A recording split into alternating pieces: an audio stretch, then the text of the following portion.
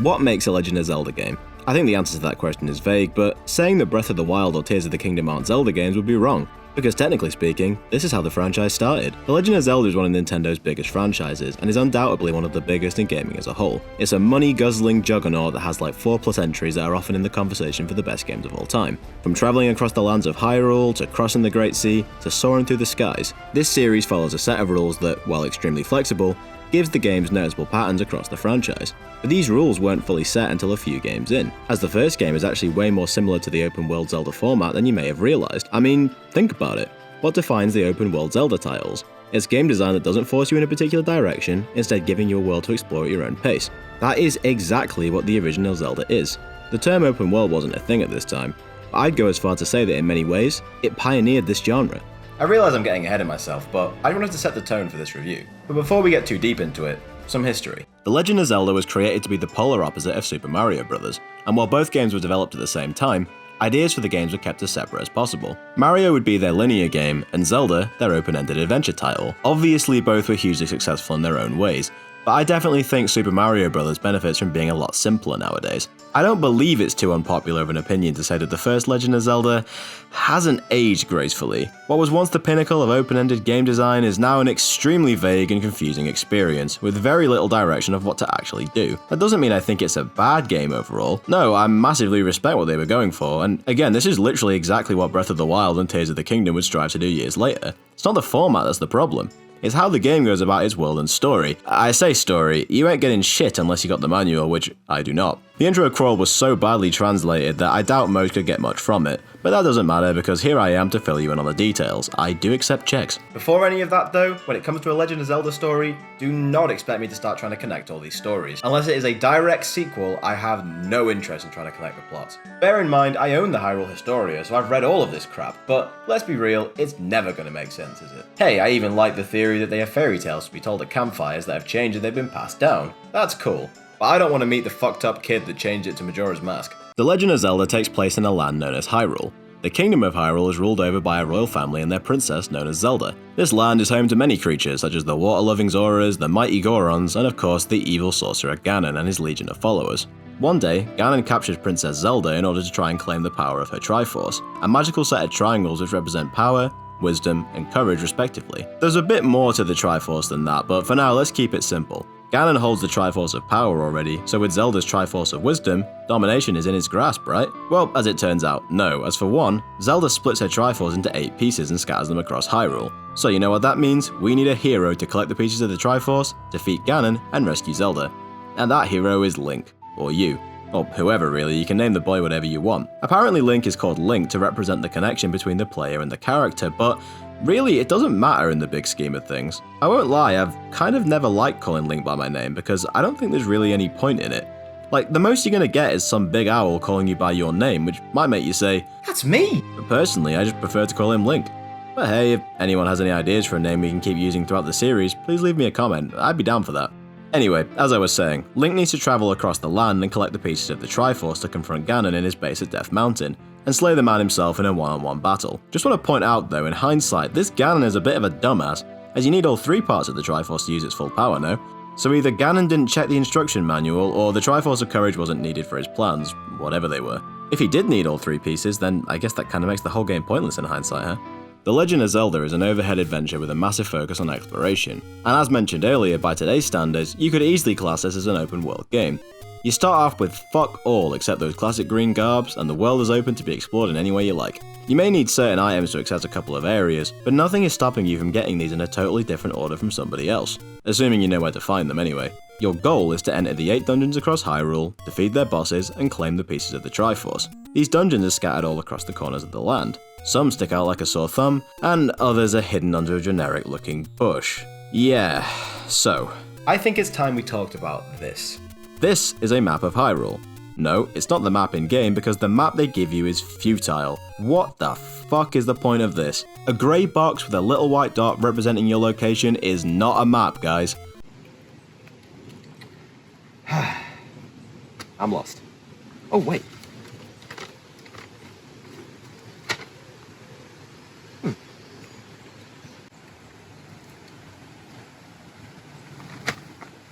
Oh. That didn't help at all. Apparently the reason this was done goes back to Miyamoto saying he used to get lost all the time without a map, and exploring around his home created many memories, and that's lovely and all, and I can see what he was going for, but this is a video game. Zelda 1 is way too vague in terms of direction. Besides getting your first sword from the old man in the cave, there is nothing else to direct you besides some very, very vague hints from other old men. Or maybe it's the same guy, I don't know. I'm aware I'm not the first person to say this, but if you're going to try and play the original Zelda, have a map of Hyrule on standby, because without it, you're in for a bad time. If you have to play this authentically, make sure you have the manual, because the tips inside might just give you a chance. Look, even Link agrees with me. Still, no, I'm going to be using this. It doesn't tell you exactly where to go, but it lists dungeon location and hidden places to get rupees and items that will help you along your journey. So with our proper map in hand, let's start this adventure. After grabbing the sword the old man gives us, Link is ready to take on the world. Building your arsenal is a huge part of this series, and by exploring Hyrule and the dungeons, you can kit Link out with plenty of useful gear. Besides your sword, which is always equipped with the A button, and your shield, which you have out automatically to block some projectiles, you can set any other item to the B button. Pretty early on, you can buy a candle from the shops across Hyrule with this game's currency, rupees. And this tool is essential to burn bushes that hide secret passages and also to set enemies on fire. It can be useful in stopping some enemies in their tracks, but you can only use it once per screen. Link can obtain a bow which uses rupees as an ammo count. Arrow tax. You can't even use the thing until you buy arrows in a separate location, and even then, I don't use it too much. You can find explosive bombs that can be used in combat and to destroy certain rock walls, there's a raft letting you cross bodies of water from these docks, and there's a step ladder, a personal favourite of mine, letting you step one space off over water, lava, or pits, and makes for an excellent way of staying out of enemies' reach. There's the power bracelet that lets you move a few specific rocks, the flute which lets you access one dungeon and makes this boss killable, the boomerang which allows you to stun enemies and is useful for managing crowds, but if you want to damage foes at range, there's a magic rod allowing you to shoot a projectile. And that's not all, many of these abilities can be upgraded, such as better range for the boomerang or fire properties for the magic rod. This also includes finding rings that boost Link's defense and better swords and more attack power. With all of these items at Link's disposal, it seems like it'd be a blast to play as, but there's a couple of crucial things that get in the way here. For starters, Link's control is, well, stiff. The man can only move up, down, left, and right, with no diagonal movement of any kind. Granted, most enemies are also restricted to this limitation, but this won't stop them from outright cornering Link if you give them even the smallest of openings. It doesn't help that the weapons don't feel very fun or natural to use at all. Link may be packing a small arsenal, but most of these weapons do pitiful damage. I mean, I like the boomerang for stunning annoying enemies, but this gets outclassed when they send a small army on you. And the magic rod is great for range, but barely hurts most targets. I don't like using the bow much, as I like to save my rupees when possible, which leaves us with the sword play. I'm going to assume Link didn't bother attending Hyrule's sword training camp in his summers because he clearly doesn't know how to swing a fucking sword. Instead of a nice sweep, you get this little stab, which has terrible range and can only be aimed in front of Link. If an enemy is coming from the side, you better turn 90 degrees instantly, otherwise you're going to get mauled. This becomes borderline unmanageable when there's multiple enemies coming at you from all sides, who take more than one hit to kill.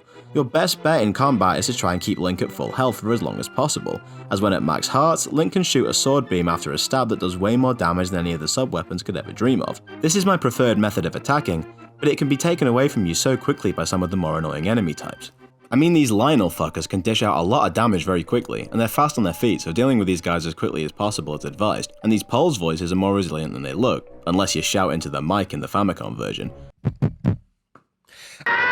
However, it doesn't get worse than Darknuts and Wizrobes. Darknuts have shields, meaning they can't be hit from the front. Considering Link isn't the most mobile fighter, these guys can be a huge problem, especially in groups. Your best bet is to sneak a bomb behind them, which, if you're lucky, might kill a few of them at once. Or not. Wizrobes are such a pain in the ass here. Not only do they move extremely erratically and shoot very damaging projectiles at you, but the blue ones can teleport all over the place. Don't be surprised if these guys hand your ass to you on a silver platter. The later dungeons throw so many of these dickheads at you at once, often combined with these bubbles that could disable your sword for a short while, forcing you to rely on sub-weapons that don't pack nearly enough punch. There is no boss in the game that is as hard to deal with compared to these guys, which normally makes the journey to the boss the more difficult part of the dungeon. The regular enemies can be tough, so other than upgrading Link's arsenal, we're going to need some more health to survive these encounters. As well as housing a Triforce piece, the end of a dungeon will grant you with a heart container, increasing your health by 1. You can also find special hidden areas around Hyrule, with the old man granting you either a heart container or a red potion for a full heal. I always take more health as the potion can be bought elsewhere after giving this letter to the old woman, so it's not as helpful in my opinion. Getting more hearts is not only a great way to stay alive, but it also lets you get the better swords. You see, if you find the old man with another sword, you won't be able to take it right away. The old man insists you need to master it, which seems impossible as how the hell can you master an item you can't use, right? What this actually means is you need to have enough hearts in order to use it, and I have no problem with that. I just think it should have been a little clearer, though this is Zelda 1. Nothing is fucking clear. Like the monster that won't let you pass in Dungeon 7. What's the hint?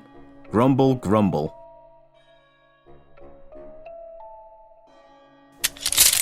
Nah, he wants the meat. An expensive item you may have if you've happened to come across it in the right shop that sells it. You see what I mean? Without a guide, exploring the overworld can be an extremely annoying experience. Places like shops or hidden areas can be almost impossible to find. There are some caves that are clearly visible on the map because they're already open, but these normally lead to shops with extortionate prices. Boy, this is expensive. Thanks for that, asshole. Finding shops that sell rare items at a discount is important to avoid spending time farming rupees. Now, this doesn't have to be hard, as there are many secret caves with someone ready to grant you a lot of rupees just for finding them, or even a guessing game that can serve to benefit or hurt your wallet depending on your choice. However, finding these places is a pain in the ass, because they are normally hidden behind walls or bushes that look no different to the rest of the walls or bushes. Like, how the fuck was I supposed to know that was there without bombing every wall in existence? This isn't the Blitz. Some secret areas even take money away from you for destroying the door. What the hell? This is exactly why you need a guide to get somewhere in this game, because it doesn't stop at the optional stuff. I mentioned earlier that you need to give this letter to the old woman in order to buy potions, and to be fair, if you stumble upon the letter, you are told who to give it to. But if you find the old woman first, she says absolutely nothing, just staring you down. He's just standing there, menacingly! What about the journey to the dungeons? Well, some of them are straightforward, just out in the open for all to see, but take Dungeon 5. In order to get here, you have to head up this screen 4 times in a row, even though it loops back to the same screen each time you do it. And I'm sorry if you think I'm an idiot, but after getting nowhere by doing this twice, why would I continue to try? I don't mind when it's something like needing the raft from Dungeon 3 to access Dungeon 4, because I feel it's an area you would naturally find after getting the raft and realizing that the docks take you places. A coherent design like this is about as hard to come by as Cuckoo's teeth in the overworld. It's only when you're inside dungeons where things get a little more streamlined. Dungeons only have one goal, and are far more restricted than the overworld. Most rooms will either present a small puzzle or an enemy encounter in order to open a door, or to give you a key which allows you to open a locked door. All the dungeons contain a map which, yes, thank God, actually gives you the full layout. Whoa, hang on. That's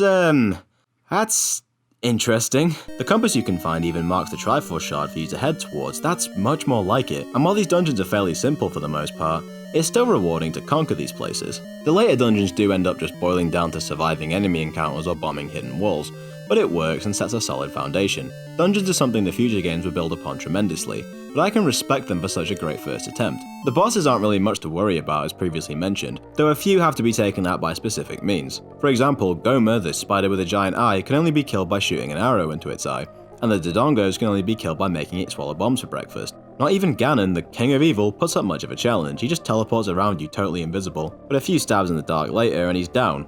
Well, nearly. If you die in a dungeon, you're kicked back to the entrance with 3 hearts to your name. And with how challenging these dungeons can be, it's often worth refilling your hearts in the overworld before having another attempt. It's all serviceable, and is absolutely the best part of the game. Honestly, if you're using a guide to actually know where to go, the game is totally fine. It's not something I'd recommend to anyone who isn't a huge Zelda fan, as pretty much every game in the series does the job better. But sometimes there's value in seeing how a franchise as big as this one got its start. Until the final dungeon. Okay, so you find the 8 pieces of the Triforce, you kick yourself out the best you can, you're ready to go fight Ganon. The game doesn't tell you where to go, of course, but after arriving at the appropriate spot, we enter Ganon's dungeon, and this place... look at this map. Jesus Christ. And it's worse than it looks because this dungeon has you move all over the place through underground passages, most of which lead to dead ends filled with enemy encounters that you can't avoid. And it's not as simple as just reaching Ganon, as you need to find the silver arrow upgrade for your bow before heading to the final fight, as without it, you cannot win. There's also a red ring which boosts Link's defense one more time, but this is optional, as the arrow should have been, because if you enter the final fight with Ganon without it, he won't ever die. And besides a vague hint from the old man which you would also have to fucking find, there is no way of knowing this upgrade even exists, not to mention knowing where to find it. My best advice, use a guide here, because without it, you're in for a terrible, terrible time. Once you use the silver arrow on Ganon, he disintegrates, leaving behind the Triforce of Power. Link collects it and heads into the back, saving Princess Zelda and returning the Triforce to its, well, nearly complete state. Nobody thought that looked weird? After that, you've beaten The Legend of Zelda, and, well look, it's hard to come to a complete conclusion for this game in 2023. The Legend of Zelda was extremely groundbreaking at the time, and its impact can't be ignored. but with the standards of today in mind, this game cannot and should not be played unless you're using a guide. It's the only way to get enjoyment out of it. But it's so interesting that this concept is for the most part exactly what made Breath of the Wild so popular. A game that doesn't hold your hand and just lets you go. When you break it down, Zelda 1 is exactly that. But with its age design, stiff control, and lack of clarity on everything, this is something I just can't recommend to anyone except die-hard Zelda fans. I don't dislike it. In fact, I had fun recording this, but that's only because I bent the rules. The game looks nice at least. It's simple of course, but it's easy on the eyes and colourful enough in the right places. There's only about 5 songs in the soundtrack, but wow did they leave an impact, especially the overworld theme, which is still to this day the main theme of the whole series. If you really enjoyed yourself with this, there's actually a second quest which is significantly harder than the first, with redesigned dungeons and the like, but I feel you'd have to be a Zelda 1 enthusiast to play that. You unlock it by either clearing the game once or entering your name as Zelda on the title screen. I'm sure that confused a bunch of kids back in the day. Ah, well, what are you gonna do? Hopefully I haven't just blacklisted myself from most of the Zelda community. I promise guys, from here on out, I've got a lot more positive things to say. Hope you all look forward to my video on Zelda 2 when I come back to this series, and whew, I hope I'm ready for that one. But for now, thank you very much for watching, and I'll see you next time.